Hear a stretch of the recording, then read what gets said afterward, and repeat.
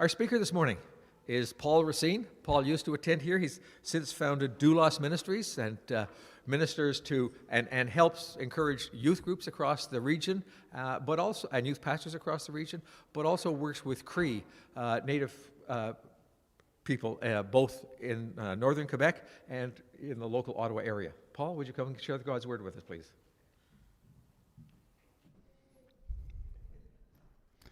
Well, good morning.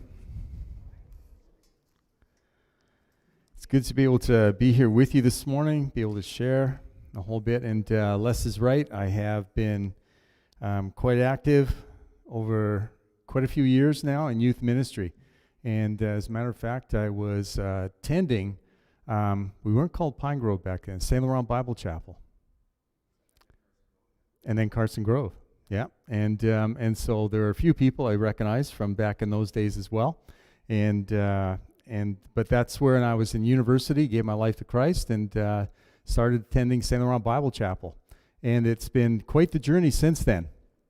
For me, I've been involved in working with youth and young adults now for well over 40 years. I think my age and my white hair show that, and so it's been part of the trait. The neat thing about it is that because I've been working with youth for so long, and I started turning white when I was actually 16 years of age, and so they've pretty much always their whole life known me as having white hair, and so now they see me and they haven't seen me in 10 years or 15 years or anything like that, and they look at me and they go, "You haven't changed." And I go, "No, I know, I've always looked old." And so this morning, our passage that we're going to be looking at is from John chapter 13, and it's just, I'll read the verses to you, beginning at verse 31 from John chapter 13. When Judas was gone, Jesus said, "Now is the Son of Man glorified, and God is glorified in him. If God is glorified in him, God will glorify the Son in himself, and will glorify him at once. My children, I will be with you only a little longer. You will look for me, and just as I told the Jews, so I tell you now, where I am going, you cannot come. A new command I give you, love one another. As I have loved you, so you must love one another. By this will all people know that you are my disciples, if you love one another." Great little passage. The amazing thing for me was that when Les asked me if I could come and speak on that passage this morning, first thing I did was what I normally do when I'm asked to come someplace and speak, and that is that I go back through my files and I look through my messages to see, have I done this one in the past? And I have not. And I thought to myself, well, there we go. And so Les just created a lot of work for me. Turns out, yeah, he's happy about it. And so, but I enjoyed being able to sort of look into this and really delve into the depths of it and the whole bit. And so I want you to just join me on the journey here this morning that I, on my discoveries and what I had with this. And the first one is just in verse 31, when Judas was gone, when he was gone. The amazing thing about that is that what John, as the writer of this gospel, is trying to be able to help us to be able to appreciate is that something has just happened. It's a major thing. It has just happened. And Judas is now left. Everything's in place. Everything's moving forward. And Jesus realizes that he's got about 24 hours left here on earth. And what's going to happen in those next 24 hours is just unbelievable. If you knew you had 24 hours left, what would your conversations be with the people who suddenly were surrounding you that were the closest to you? What would your conversation be about? What would be the things that you'd want to convey to them? What would be the things you'd want to share? How would you be dealing with these moments? So as we look at these words, we need to realize right now that these are the things that Jesus believes are at the core of everything that he wants his disciples to be able to understand and appreciate. And not only that, for them to be able to replicate in their lives going forward that would identify his ministry, his reconciliation, his work in people's lives. And it's now all been set in motion. And Jesus goes and says this amazing thing. Now is the Son of Man glorified, and God is glorified in him. In the Greek, the word glorified there, the other word for that is the word exalt. In other words, to be lifted up, and lifted up in a sense of glory. Now, if you were the disciples sitting there with Jesus at the Last Supper, and Jesus starts using these words and talking about this, what would you be imagining would be the outcome of that? What would you think is going to be finally taking place? From where they're coming from, They understood that the Messiah was somebody who's going to come. He was going to take charge. He was going to take power. He was going to take authority. He was going to be able to take Israel, lift it right back up to its righteous status before God, and basically overthrow Roman oppression. This would be the starting point. And now they're hearing Jesus say, now is the time. I'm about to be glorified. The Father's about to be glorified in what's going to take place. None of them could imagine, no matter how many times Jesus had said to them, this is what's going to happen. None of them could actually imagine that what was going to take place in the next 24 hours would be absolutely hideous, would be absolutely, in their minds, terrifying. And not only terrifying, it would be something that would be unbelievably beyond brutal in terms of what Jesus was going to experience. Hard to maybe appreciate and to be able to understand that sometimes our understanding of what we want God to do in our life is not exactly the process of the journey that God's about to take us down or take us on.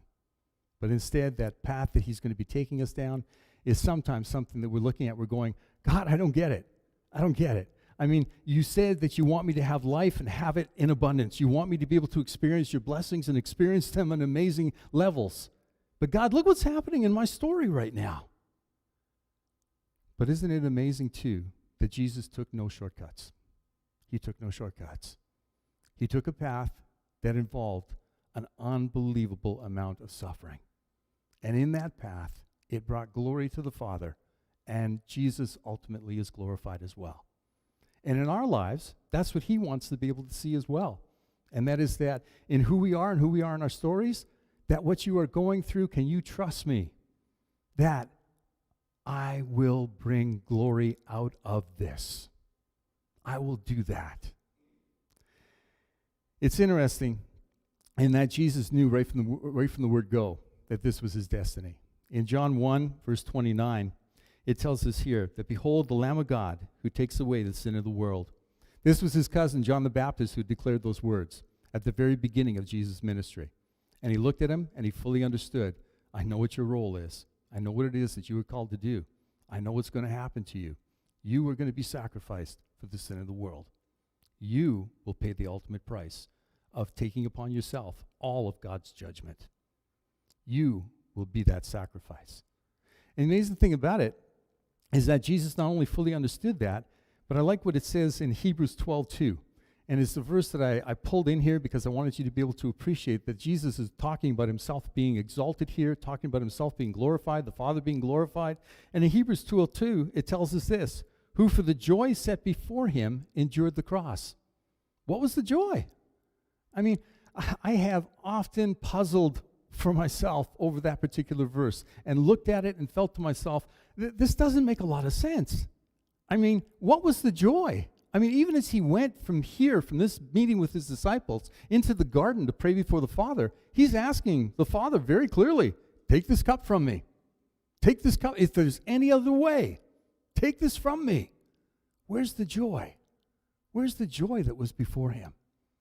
The joy was understanding something, that he understood what he was asking and what he was declaring to his disciples during that meal when he said that the Son of Man will be glorified and God glorified in him. And he understood what that was. Later when he's praying and he's alone with his Father and he's maybe even with the disciples still when he's praying this prayer. But in John 17, it gives us some great insight into this. And I want you to be able to appreciate this with me. And it says, I have brought you glory on earth. This is Jesus praying to his Father. One of his final prayers. And that for all of us and for the people who were there at that time. I have brought you glory on earth by completing the work you gave me to do. And now, Father, glorify me in your presence with the glory I had with you before the world began. He knew where he was going. And I know Les spoke a little while ago, a week or two ago, on washing the disciples' feet, 2 weeks ago, and that. And in that, I love the way it starts off there. It says, knowing who he was and where he had come from, then he began to wash the disciples' feet. He fully knew who he was and where he was going. And here in John 17, he's saying to the Father, I'm asking you this. He says, and I'm looking forward to it. This is the joy that lies before me. I will complete the work you gave me to do. And even in the garden when he's praying, take this cup from me. It's, but not my will, but your will be done. And he is declaring solidly here that I understand something. I know where I'm going. I'm going back to be where I was, outside of time, with you, ruling the universe. And not only that, I will have completed the ultimate task, and that is bringing those who were created in our image back into relationship with us and giving them the opportunity to be able to know us once again and walk in the life and the power of that relationship. And Jesus knew where he was going. I want you to see where this went with me, okay? One step further, all right? These are little rabbit trails, but sometimes the rabbit trails are more interesting than anything else I have to say. And so just bear with me on this. In Revelations 5:12, and that in Revelations chapter 5, I don't have that verse on the screen or that for you, but just you can look it up, you can open it. And but hear me on this one. It's a beautiful thing. The same guy that wrote this gospel has this vision later in his life of the book of Revelation that's recorded for us. Powerful, powerful vision that he got, and he's recorded it. And in that, it tells us very, very clearly and very beautifully here that he says, and all of a sudden he sees all this host of heaven gathered around. And he says, there's a throne in the center. And he said, and all of a sudden the scroll is brought forward. And to make a long story short there, the scroll is something that it says that no one in heaven can open. None of them were worthy of being able to open it. Fascinating that when you think about it, all of the perfection in heaven, and not a single one of them was able to open it. And then all of a sudden, John says he starts to weep over the fact that nobody can open the scroll, and for what? And he knows that it's important that the scroll be opened. And all of a sudden it says he begins to weep, but the angel who's escorting him says, "Don't. Stop. Look, the Lion of Judah himself is coming forward right now, and he is worthy to open the scroll." And then the beautiful thing about it, though, is John opens up his eyes and looks to see the Lion of Judah coming out. What does he see? A lamb. A lamb. The Lion of Judah became a lamb, the perfect sacrifice to be able to complete what it was that God needed to see done, so that not only would Jesus be glorified, but the Father glorified. And it says, and he took the scroll and he opened it, and he was a lamb who looked like he had been slain. There's a song that's out there. Karin would know perhaps this one, and that talking about there are no scars in heaven, and that except for one, the lamb who was slain. That Jesus still bears his scars. And why? Because they are marks of victory, marks of an unbelievable accomplishment, marks of something that only he could do. And John looked, and he's amazed. And then it says, and then thousands and tens of thousands angels gathered around and began to sing his praise. And the verse that is beautiful about that comes in verse 12 there, and it says, "Worthy is the Lamb who was slain to receive power and wealth and strength and honor and glory and praise." Jesus, for the joy set before him, knew where he was going and what he would accomplish. And he was doing it for you and for me. And then in verse 32, it tells us here that God will glorify the Son in himself and will glorify him at once. And what is Jesus making reference to here? He's making reference here to the fact of his resurrection. I want you to be able to know something I've told you from day one. And matter of fact, how many times when you read those passages, it says, and they had no idea what he was talking about. No idea whatsoever. That the Son of Man will be delivered over and he will be put to death. Oh, but by the way, on the third day, I'm coming back. I'm coming back. And Jesus knew that. And that was part of the joy that was set before him. He knew he was coming back. In Luke 23:43, I like how it kind of references this verse a little bit, and I just want you to be able to appreciate it. And this is Jesus talking to the thief on the cross who's dying beside him. And he says this to the thief on the cross: "I tell you the truth, today you will be with me in paradise." And from a simple statement on the part of the thief, "Remember me. Remember me. Would you just be so kind as to remember me?" And Jesus turns to him and says, "I tell you the truth, this very day you're going to be with me in paradise." And the reason I share that with you is because I want you to be able to understand something, that the word there that's at once isn't just a reference to Jesus' resurrection, but it also is something that's saying that this is not a remote prospect. This is not something that's going to be put off forever. This is something that's going to happen with immediacy. And Jesus declares that truth to the thief on the cross. I want you to be able to know something. Your last breath here is your first breath there. I want you to be able to know it's that immediate. That what I'm accomplishing for you right now is that powerful and that immediate. The passage here goes on, and in verse 34, I like what it says here. Jesus then says to them, by the way, I've got a new commandment for you. I've got a new commandment.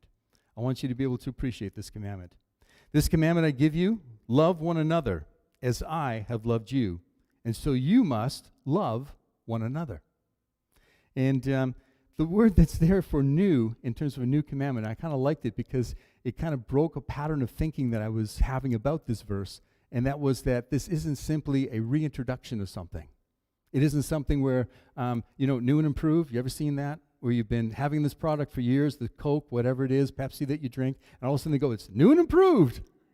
And you're really going to enjoy it now. If you haven't been enjoying it before, now your whole life has changed. It's new and improved. This word new means that you are starting out completely fresh. And it's not just different.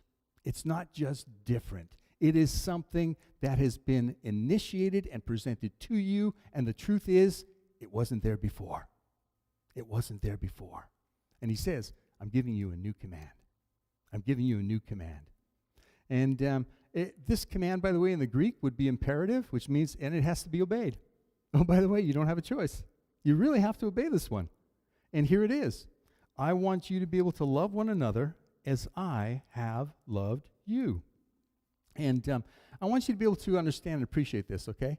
In the royal command that they had, love God with all your heart, your strength, your mind, your soul. And then love your... So you see, neighbors were already included in the royal command. Right from the beginning, they were already included. And now Jesus goes and says, now I'm going to ask you the more difficult thing.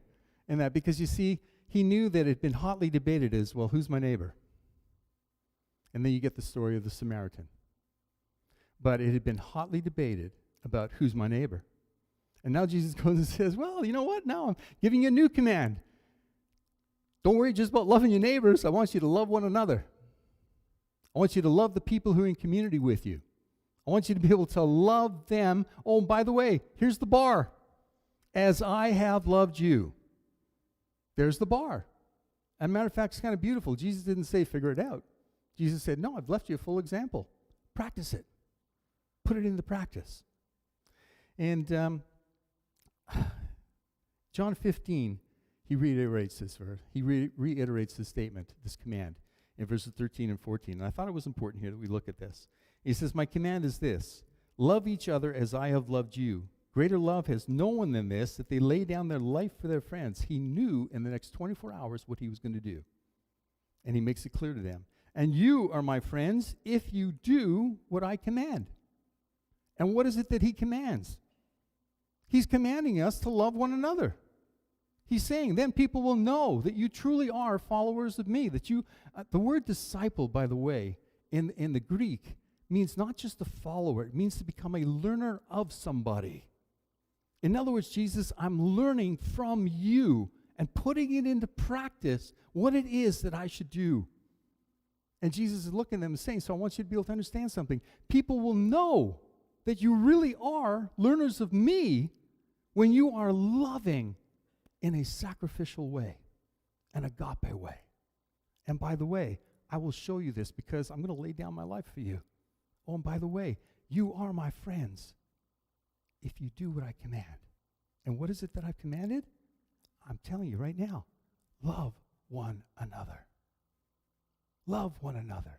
That should be your identifier.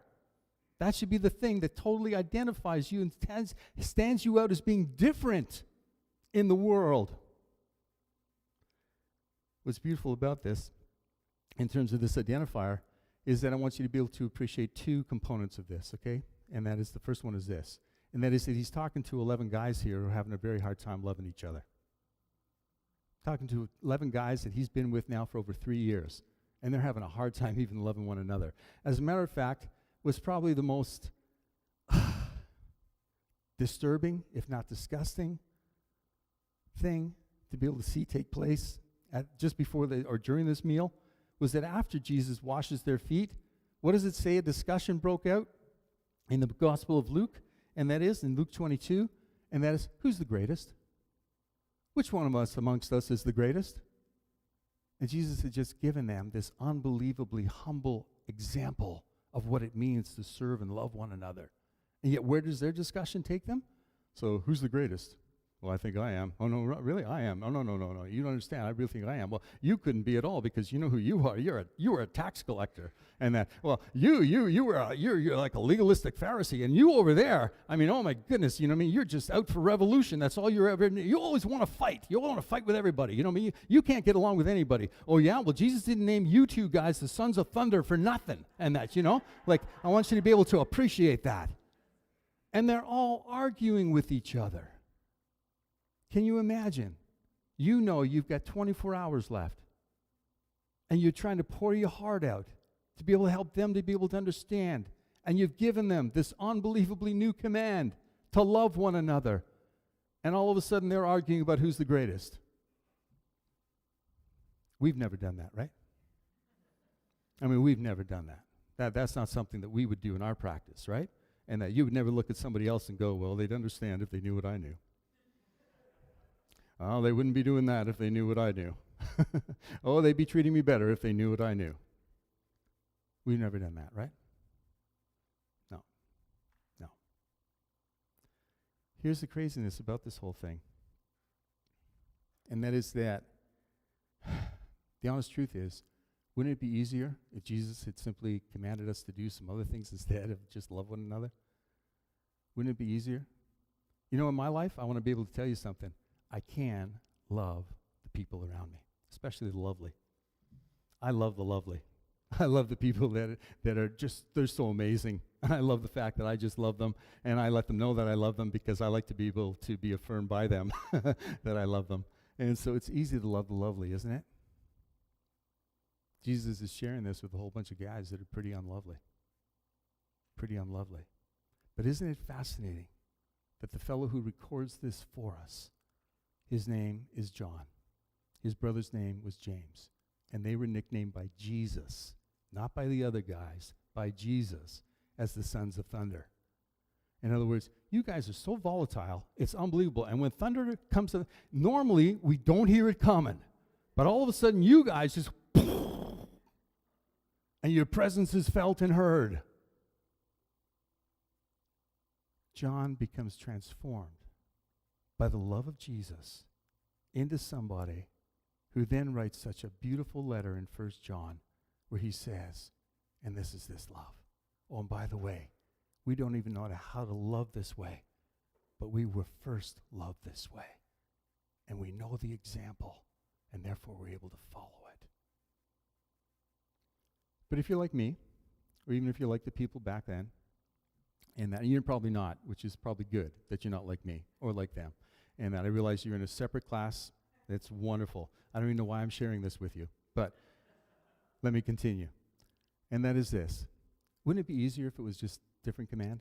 Like, couldn't we, I mean, you ever been with a child and said to the child, I'd like you to be able to know that, you know what I mean, you've got to finish eating that, or you've got to put that away, or you've got to pick this up, or you've got to do this over there. And the child immediately enters into a debate.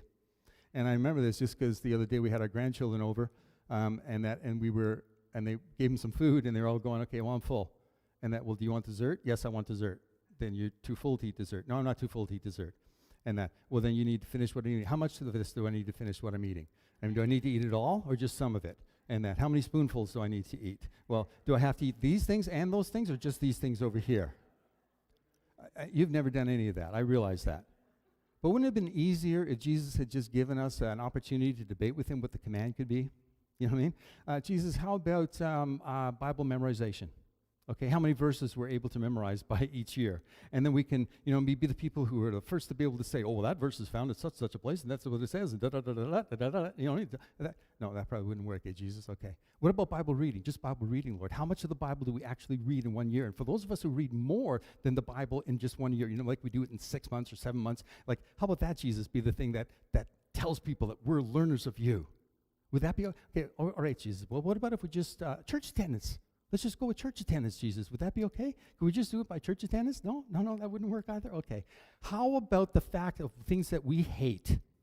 How about if we just have a hatred for the things, Lord, that we know that violate your heart? Would that be good, Lord? Could we be identified by that? I say each of those things with a sense of facetiousness, with a sense of irony. But isn't it so true that those are the things that we've so often said? Lord, shouldn't this identify me? Shouldn't this identify me, Lord? And what is the Lord saying? None of those things identify you as being a follower of me. None of them do. The only thing that identifies you as being a follower of me is when you love one another. Oh, and by the way, you're already commanded to love your neighbor. And by the way, you're already commanded to love me. But I'll know that you really are loving me if you're able to put into practice your love for one another. Thanks for your time.